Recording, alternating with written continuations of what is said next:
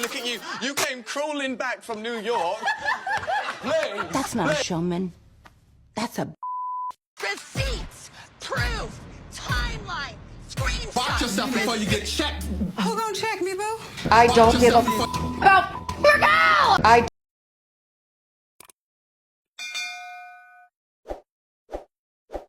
Netflix is being sued by a Scottish woman who claims to be the inspiration for the hit series Baby Reindeer. Fiona Harvey says she's wrongly portrayed as a deranged serial stalker, Martha Scott, who was jailed for sexual assault. The lawsuit seeks more than $180 million from the streamer, claiming defamation, gross negligence, and violating the right to privacy. You got a law degree. Yeah. Law degree, so you're obviously very bright. How did you do at school? I've got a photographic memory. I was top of the school, apart from the science. Which school was that? Balfour High. I went to the science. Person got the most marks because you can get 99% in the science. How many O and A levels did you end up with? I got 6 hires, 2 SYSs, and they were all sort of, most were A-band 1s, which was when the A-band 1 was top of the thing. And with your law degree, what grade did you get? Not bad. I mean, all right. What was it? I just did an ordinary degree and then a diploma in legal practice. Well, what grades did you get for it? All right grades. But, you know, I went out what were they? partying. I didn't do an honours degree. So, you know, just bog standard grades, What degree did you did a law degree? Or? I did a law degree with 13 subjects, 13 law subjects. So it wasn't the CPE or anything, which I also have from down here, but it was 13 law subjects. This is from Aberdeen University? Yeah. So what degree did you end up with? A law degree, and then I did a politics degree after that. And what grade politics, did you get for women's studies. I did substantially better in that because I did more work. You know, I think in our day, when you went to university, you did. There's a reason you say you got a photographic memory, but what grades did you get? All right grades. I mean, not top of the year or anything. No, but all right grades. When you do a degree, you get a... Yeah, you're asking me what marks I got for 13 subjects. I can't remember. Well, no, you end up with it. Did you get a first-class degree? Oh, no. Well, I said I didn't do an honours degree. I wanted to go out and practice, so it was an ordinary degree I did. Right, but you can't remember how you did? I did all right. I didn't do top of the year. Did she actually go to prison? Is she a convicted stalker? As I sit here, Lorraine, there is no actual evidence so far that she's ever even been in court. So we have to wait and see. It's really interesting because what Richard has said is that he didn't want anybody, he didn't want their identities revealed. That wasn't what the show was about. But inevitably, of course, because it's been I've got to say, I'm afraid I think that's pretty disingenuous because they literally used parts of messages which internet sleuths just tapped into her Twitter account and up came the same phraseology. So I think they failed in a duty of care to Fiona Harvey. There's no question about that, Netflix in particular.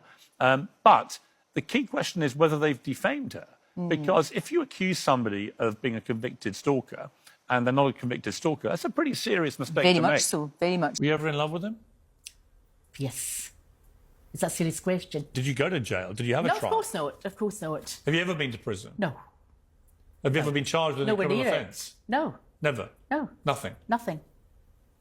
It goes on to say that you heckled Richard Gadd when he was appearing in his stand-up shows. Did you ever do that? No. Never? No, it's not. Did you ever attend his stand-up? I think I went to one. It was a long, long time ago. And you never shouted out or anything? Why would I do that? No. I don't know. No, I mean... And you will categorically be taking legal action? Absolutely, against both him and Netflix. You said your boyfriend's a lawyer, so this can be done... He's not doing it, no. I'm not doing it. Somebody else is doing it. Have you instructed lawyers? We've instructed them in part, but we want to explore all the options out there. There are a number of people... To people who are watching this and who still doubt you, what do you say to them? I think you should watch this. I think you should look at the number of articles that Richard Gadd and Jessica, the actress, have done and how Netflix and he have promoted this. I think you should look at him saying, I am some sort of mental case, and judge for yourselves. Because I can't change your mind on this. I can just rebut what has been said. You need to make up your own minds. But my mind is made up. He's a liar. And my friends say likewise. Were you ever in love with him? Yes. Is that a serious question? Yeah. No. No. It's not a question of... By his own admission, He has said that he led you on at times. And he clearly I gave him the brush off. He asked me to sleep with him with a big green spot in his face one day. I said, no, I'm sorry, I'm not interested. He asked you to do what? He asked me to sleep with him. He said, would I like my curtains fixed? And I laughed. And he said, that's a euphemism. Do you want me to come home with you? And I said, I've got a boyfriend. I gave him the brush off big time, I think. You know, Why? subtly so, but the bottom line is, I think this him? is behind him. No, I don't fancy him. I don't fancy little boys without jobs. That sounds awful. That sounds really, really callous, but, you know. Were you ever in love with him? Yes. Is that a serious question? Yeah. No. No. It's not a question of... By his own admission, he has said that he led you on at times. And he clearly I gave him the brush off. He asked me to sleep with him with a big green spot in his face one day. I said, no, I'm sorry, I'm not interested. He asked you to do what? He asked me to sleep with him. He said, would I like my curtains fixed? And I laughed. And he said, that's a euphemism. Do you want me to come home with you? And I said, I've got a boyfriend. I gave him the brush off big time, I think. You know, subtly so, but the bottom line is, I think this is behind him. No, I don't fancy him. I don't fancy little boys without jobs. That sounds awful. That sounds really, really callous, but, you know. I mean, every day I can't stop thinking about it. And I can't stop obsessively watching YouTube and all these different channels where people are exploring the ins and outs of it. I have no doubt she's a dangerous stalker, no doubt.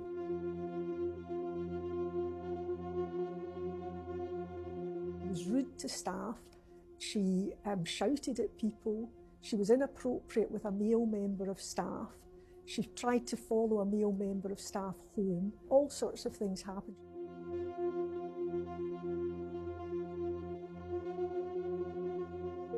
I've got a reputation to defend, and the sting of what she says about me is basically that I'm a liar and that I'm an incompetent lawyer.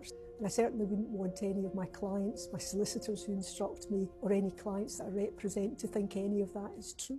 Just a quick video about Baby Reindeer on Netflix, which I just finished. Now, if you're avoiding spoilers for this show, scroll up now because I want to talk about what happens. And if you're thinking of watching the show, check the content warning because some of the scenes might be upsetting or triggering to some people. It's not going to be a show for everyone. I really enjoyed the series. I found the writing, the performances were all next level. Of course, I found it confronting and hard to watch at times. From a psychological perspective, so interesting. I couldn't take my psychologist hat off. Just the portrayal of people that are impacted by their trauma and because of that trying to get their needs met in really unhelpful and at times destructive ways. I found that portrayal of the different characters to be really well done. In particular, the character of Martha, the stalker character, I couldn't stop looking at her through a trauma-informed lens. Obviously, she had such a tough childhood and this little baby reindeer was the only happy thing in her childhood. It was what she clung to cope.